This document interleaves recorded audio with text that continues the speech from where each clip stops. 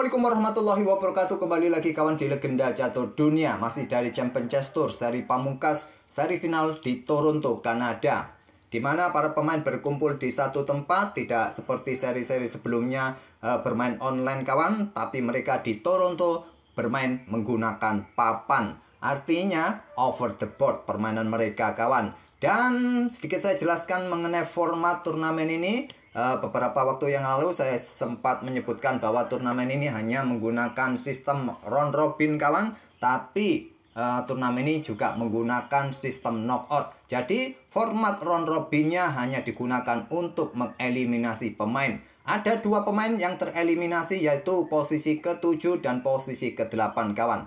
Inilah yang tereliminasi, Alireza bersama Denis Lazovic. Sedangkan dua pemain teratas, Wesley So dan Magnus Carlsen, langsung maju kawan ke babak knockout di semifinal. Sedangkan posisi 2, 3, 4, 5, 6 kawan harus berjuang di survival stage ini.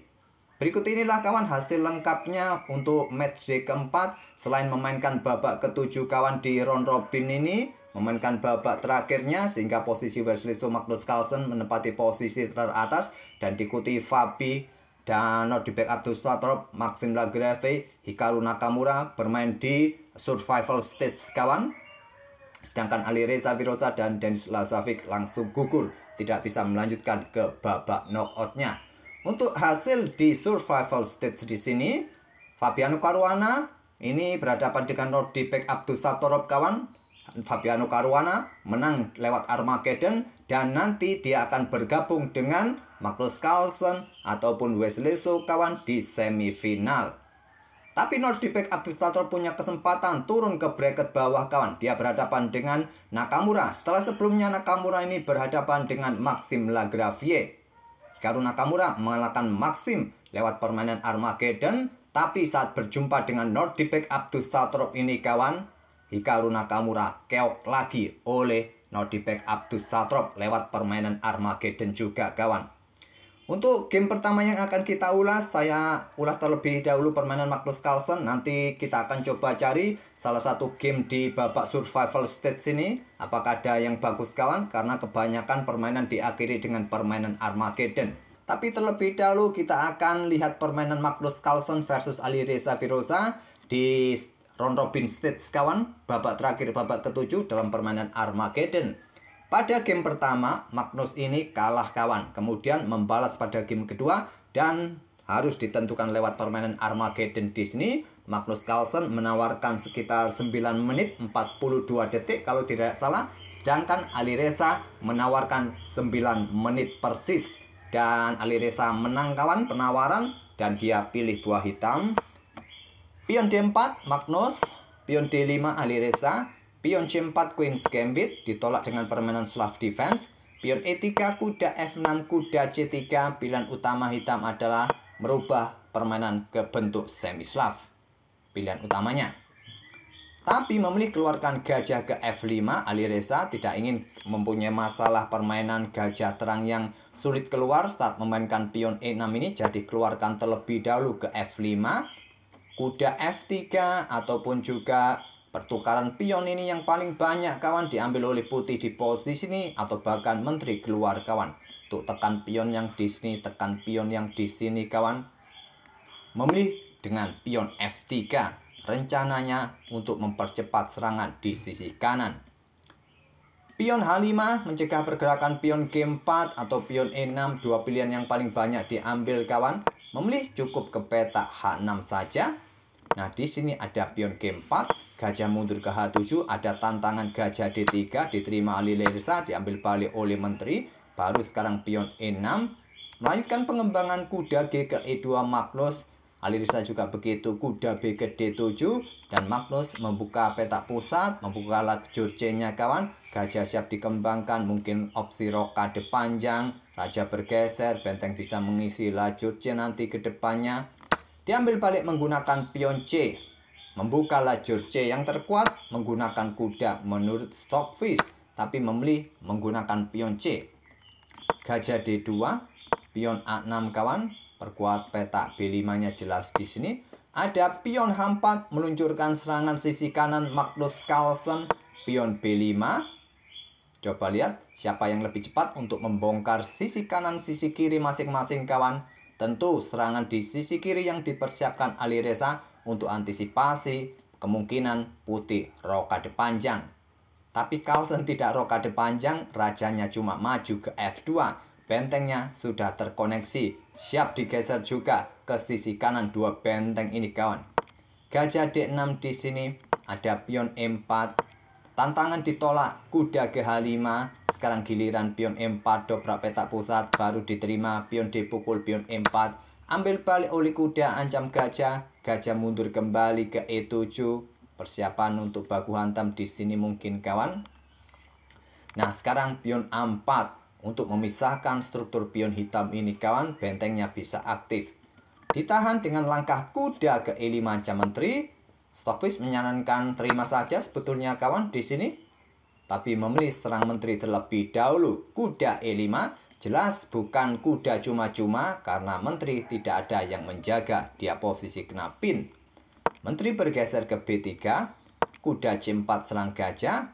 Nah, di sini gajah ke B4 merupakan pilihan terbaik di posisi ini karena jika pion pukul pion untuk mendapatkan pion yang di sini kawan, baku hantam, bisa diladeni benteng bergeser ke B8, pion dalam posisi kena pin kawan, mungkin berlanjut sisi kanan pion G pukul pion H5 atau hitam yang mendahului pion H pukul pion G5 dan seterusnya.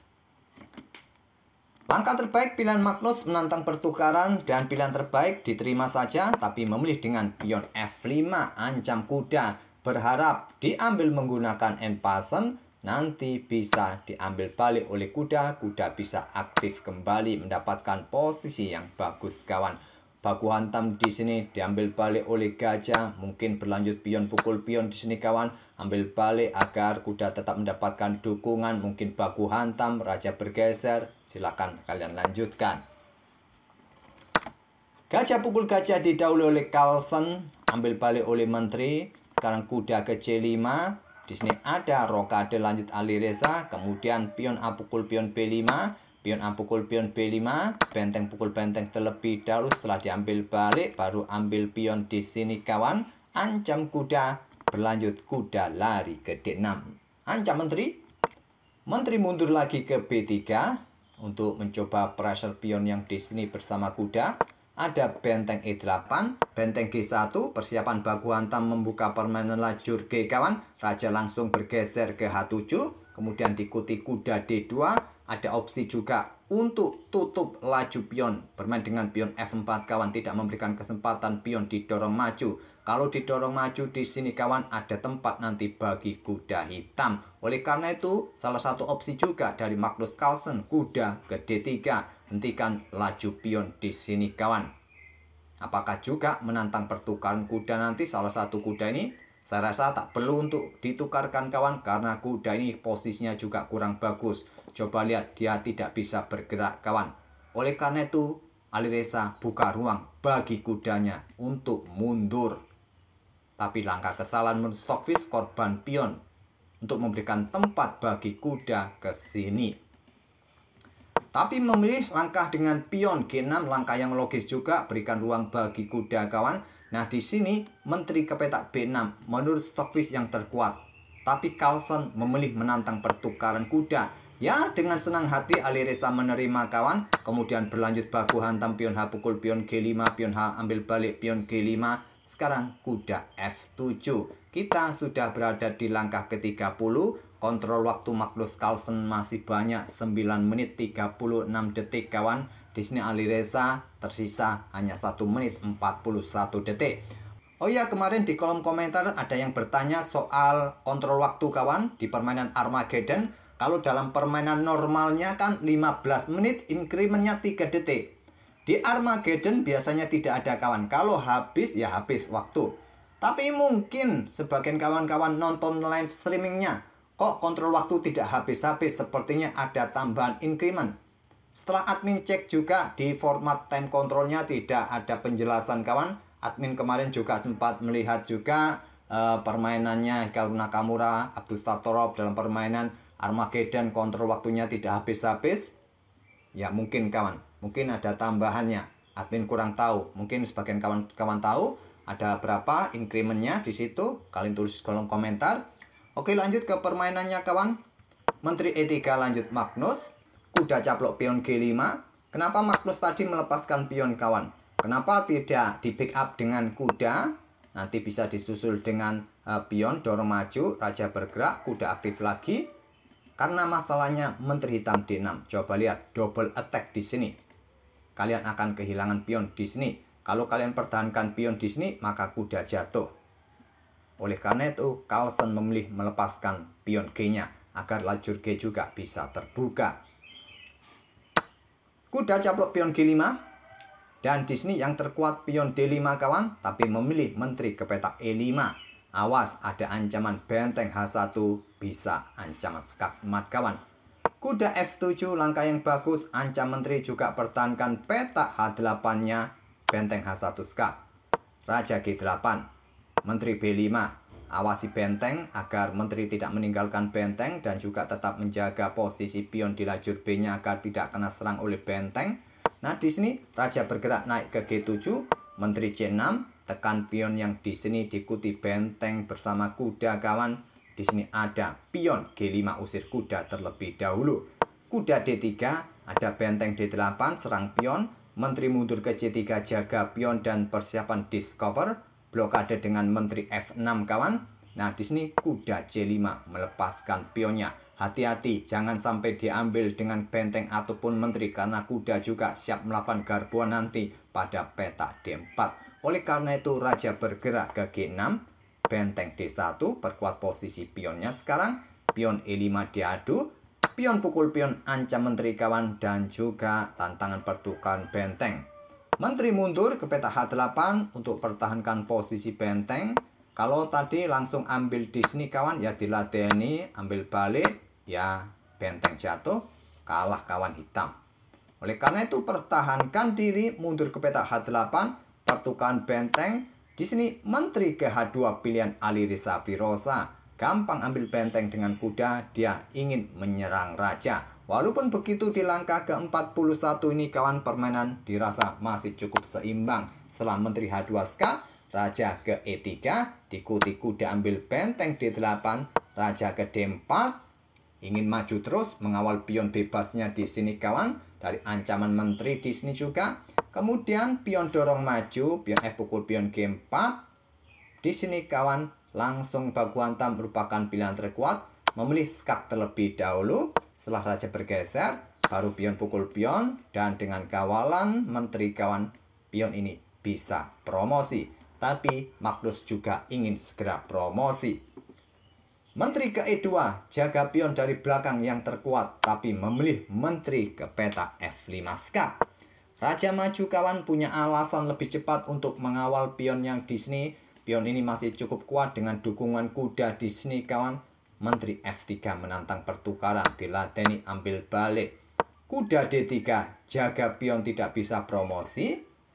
Nah, pion siap didorong. Kalaupun kalian caplok sekarang kawan, ya simple. Putih masih punya pion yang jauh dari pengawalan raja hitam. Kalau sampai pion ini maju ataupun raja sampai bisa mengawal pionnya, ya dicaplok saja. Percuma juga. Jelas Magnus Carlsen dalam posisi kemenangan. Raja F6, pion E7 kawan. Kuda F7 skak, raja bergeser. Pion F2, sepertinya di situ kontrol waktu dari Alireza Firoza habis. Dan posisi Magnus Carlsen pun sangat bagus di sini kawan. Pion siap dipromosikan. Pion ini juga jatuh di langkah berikutnya, tak perlu kita bahas lagi. Oke, itulah kawan game Armageddon antara Alireza Firoza versus Magnus Carlsen, di mana Alireza pegang hitam bermain dengan 9 menit melawan 15 menit. Berat bagi Alireza kawan menghadapi seorang Magnus Carlsen. Akhirnya kalah juga dan Alireza langsung gugur kawan karena posisinya berada di posisi buncit bersama Denis Lazovic, tidak bisa berlanjut ke survival stage. Oke, nanti kita akan coba bahas permainan survival stage-nya nanti. Game siapa yang bagus, coba admin otak-atik terlebih dahulu. Memang kebetulan hanya permainan Magnus dan Alireza Firoza ini saja yang admin otak-atik untuk dipersiapkan untuk upload terlebih dahulu. Oke, kita akan bertemu di video-video berikutnya. Terima kasih. Wassalamualaikum warahmatullahi wabarakatuh.